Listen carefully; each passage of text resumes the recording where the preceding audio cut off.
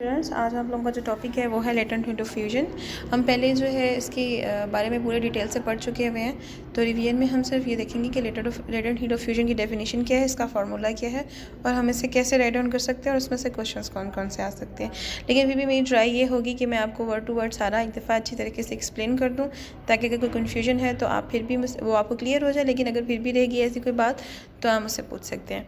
तो पढ़ लेते हैं लेटेंट हीट ऑफ फ्यूजन की डेफिनेशन पढ़ते हैं। सबसे पहले इट इज़ एनर्जी या the heat energy which is required to change the unit mass of a substance from solid to liquid। अब आपने क्या किसी भी चीज़ को चेंज करना है, किससे? अगर आप किसी सब्सटेंस को चेंज कर रहे हो इससे सॉलिड फॉर्म से उसकी लिक्विड फॉर्म में, उसके मेल्टिंग पॉइंट के बगैर आप उसको टेम्परेचर को चेंज नहीं कर सकते, ठीक है।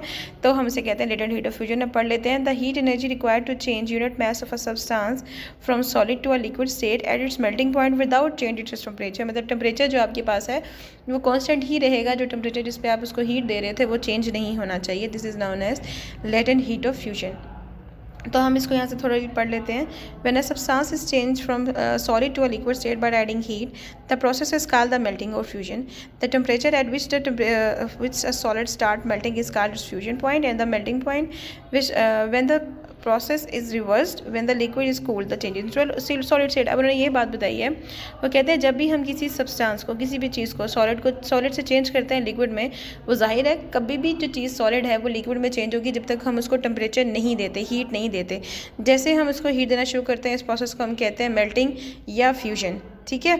तो उस मेल्टिंग या फ्यूजन से क्या होता है, जो सॉलिड स्टेट है वो उससे चेंज होना शुरू होकर लिक्विड में चेंज होने लग जाती है। लेकिन अगर हमने यही इसी का उल्टा प्रोसेस करना हो, हम लिक्विड से सॉलिड में चेंज करते हैं, तो क्या करते हैं, हम हीट को वहाँ से रिमूव करते हैं। मतलब हम कुछ ठंडा उसको करेंगे जिसकी वजह से वो जो हीट है, जो आपके पास लिक्विड है, वो जमकर या ठंडा होकर कूल डाउन होकर आपके पास सॉलिड में चेंज हो जाएगा। When the process is reverse, जब ये प्रोसेस हमारे पास उल्टा होता है, when the liquid is cooled, उसको हम लिक्विड को ठंडा करते हैं and it changes into solid state, और वो किस में चेंज हो जाता है, सॉलिड स्टेट में। The temperature at which the temperature change substance changes from a liquid to solid state is called as freezing point. उसको हमने बोल दिया फ्यूजन पॉइंट, वो वाला पॉइंट जिसमें आपके पास जो सॉलिड था वो लिक्विड में चेंज हो रहा था, लेकिन अब लिक्विड चेंज हो रहा है आपके पास दोबारा से कूल डाउन करने के बाद सॉलिड में, तो this is known as the freezing point. Different substances have different melting point. जाहिर है हर किसी का मेल्टिंग पॉइंट डिफरेंट है। अगर आप पानी को रखोगे तो उसका मेल्टिंग पॉइंट, बर्फ़ को रखोगे और उसको मेल्ट करना कोशिश करोगे तो उसका मेल्टिंग पॉइंट और होगा। अगर इसी तरीके से प्लास्टिक है या रबर है, उसको हीट करोगे तो उसका जो मेल्टिंग पॉइंट है वो और होगा।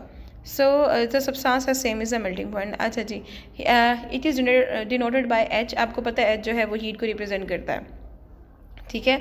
तो एच एफ आपके पास है heat of fusion, delta Q F और ओवर एम, ठीक है। ये हम लोग पहले पीछे फार्मूला पढ़ चुके हुए हैं क्यू एफ ओवर एम का।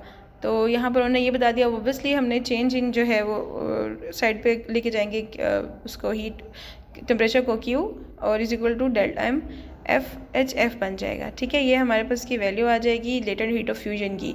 तो हीट ऑफ फ्यूजन को आप ये लिख सकते हो, उसकी वैल्यू भी उन्होंने दी हुई है। Ice changes into the solid, ठीक है। Ice changes at 0 degree Celsius at water, जाहिर है इंटू वाटर, जो आपके पास जो बर्फ़ है अगर उसको 0 डिग्री सेल्सियस तक लेके जाएँ तो पानी में चेंज होना शुरू हो जाती है। Latent heat of fusion of ice is 3.36 multiply 10⁻⁴, यहाँ लिखा हुआ है 5 जॉल पर kilogram. This is the 3.36 multiplied by 5 joule heat is required to melt 1 kilogram of ice into water at 0 degree Celsius. अगर आपके पास 1 किलोग्राम बर्फ़ है तो 0 डिग्री सेल्सियस पे तकरीबन इतनी हीट आपको रिक्वायर्ड होगी, जो उन्होंने यहाँ पर आपको वैल्यू बताई है 3.36 मल्टीप्लाई 10⁻⁵ जॉल। ये भी आपने वैल्यू याद रखनी है, इसका फार्मूला याद करना है, इसकी डेफिनेशन याद करनी है। तो बच्चे ये आज आप लोगों का टॉपिक है। आगे एक्सपेरिमेंट दिया हुआ है, ये एक्सपेरिमेंट वैसे हमसे पूछा नहीं गया क्योंकि आपका स्मार्ट सिलेबस है, तो इसमें आपने इसको प्रिपेयर नहीं करना। तो दिस इज़ ऑल अबाउट बच्चे टुडेज़ टॉपिक। अगर इसमें कोई